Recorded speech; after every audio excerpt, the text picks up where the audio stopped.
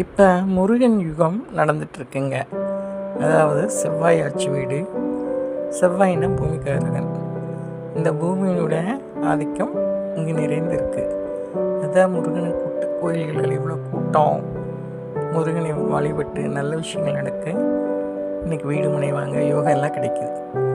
இனி காலம் மாறும்போது, அதாவது ஒரு நாள் 5 மாதங்களில் காலம் மாறும், அதாவது நேரம் மாறப்போகுது.